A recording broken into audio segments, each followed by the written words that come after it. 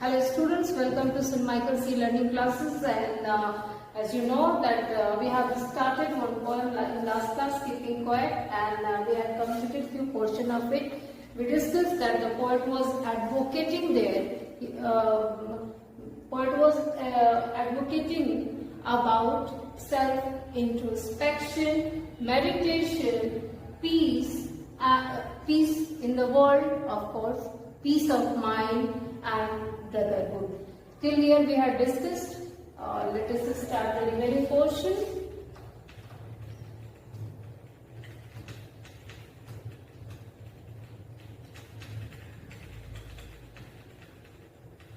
I hope you understood till here. In one shed doing nothing, we just stand together and spread unity, brotherhood. Till here we are completed. Children, few things are left that we will discuss today. What I want should not be confused with total inactivity. Inactivity, it means no activity, without activity.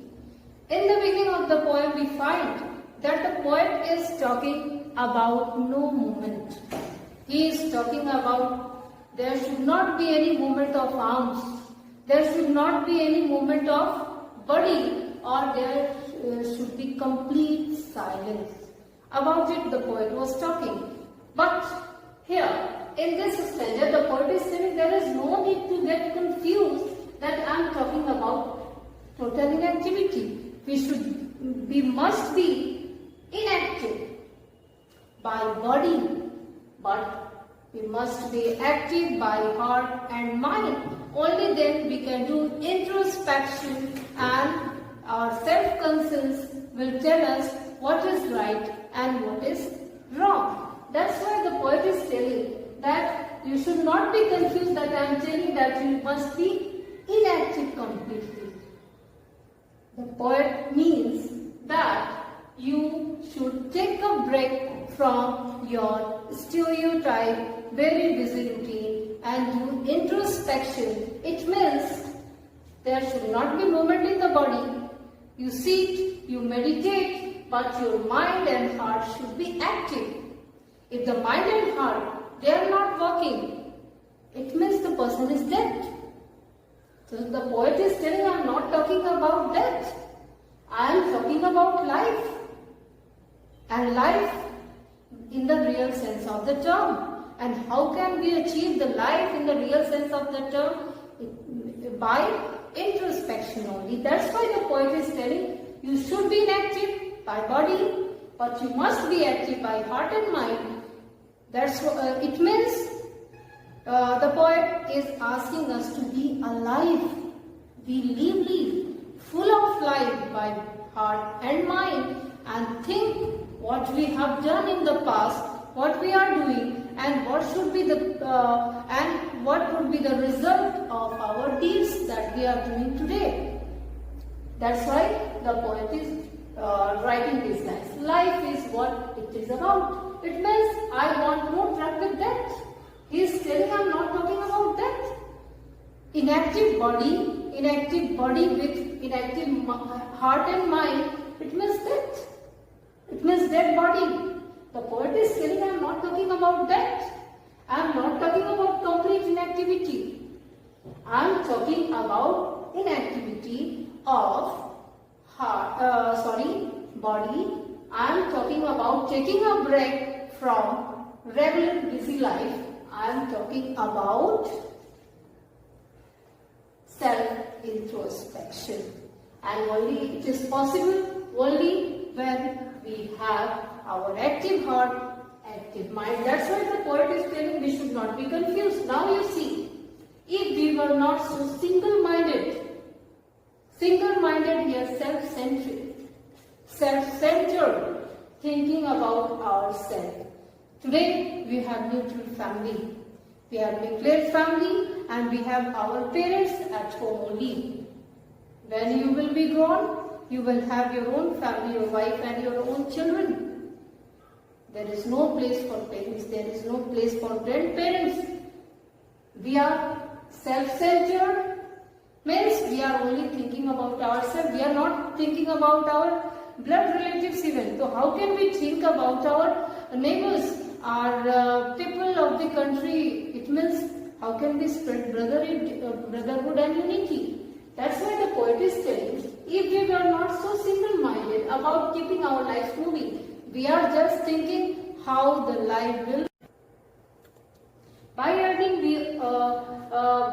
by moving, by running, we earn more and more. We get luxuries, as I have discussed already. But what is happening? Are we happy? We have time to enjoy these luxuries. No, we don't have. If we don't have time to enjoy our luxuries, if we don't have time to laugh with our family members, if we don't have time to be kind and generous, if we don't have time to help others, then is there any need of such luxuries or modern materialistic world? No. That's why the poet is telling, although we are having all the good things in our life, we are buying everything, but what is happening? Are we happy? No. We are completely surrounded with sadness. Why?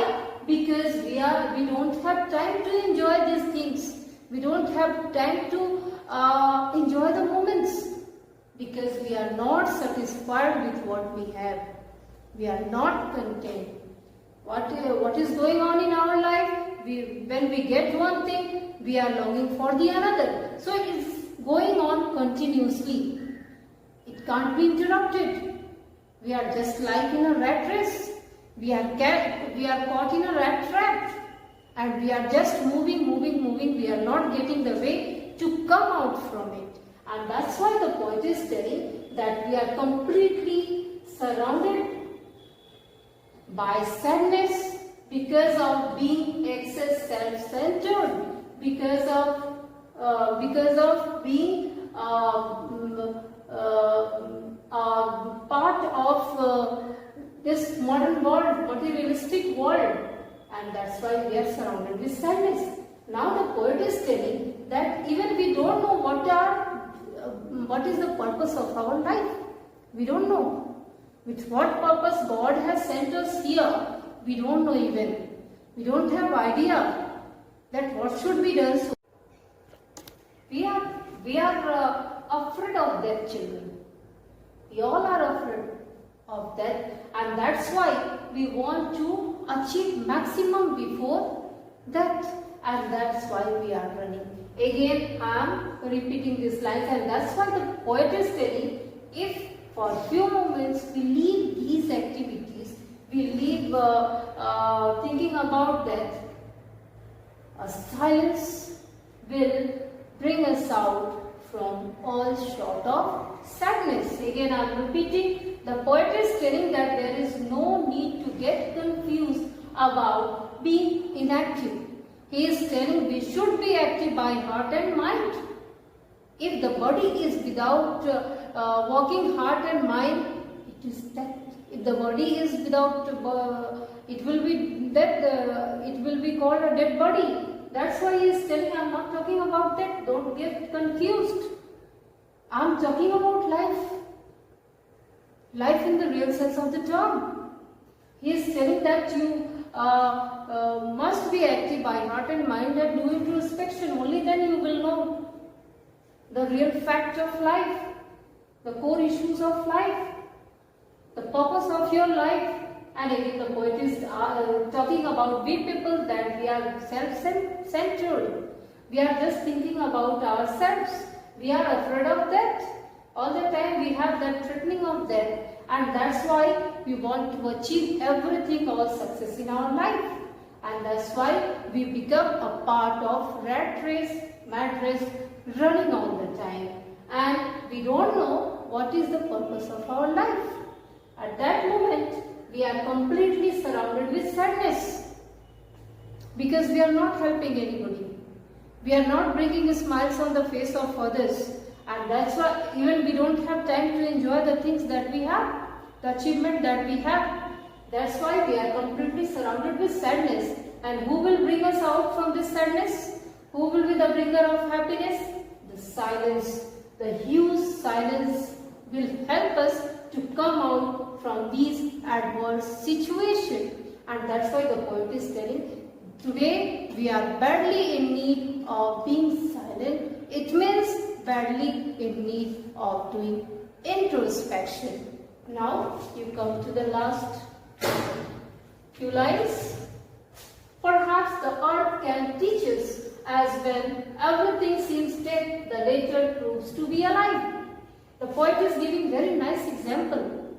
What is the example? Earth. Here, the poet is telling, you have seen in winter season, everything is covered, everything is foggy, and it is completely covered with ice, and it seems there is no life. It seems everything is misty. It seems there will not be life again. But what happens suddenly? You have seen the autumn season. Leaves are dead. Everything is showing lifelessness. Suddenly spring season comes and it brings happiness in the life. It brings blooming of flowers and everything becomes colorful. Means at the moment it seems lifelessness. The next moment the earth is showing the beginning of the life. That's why the poet is telling we must take lesson from earth. On surface level, it seems there is nothing, but latently it is alive.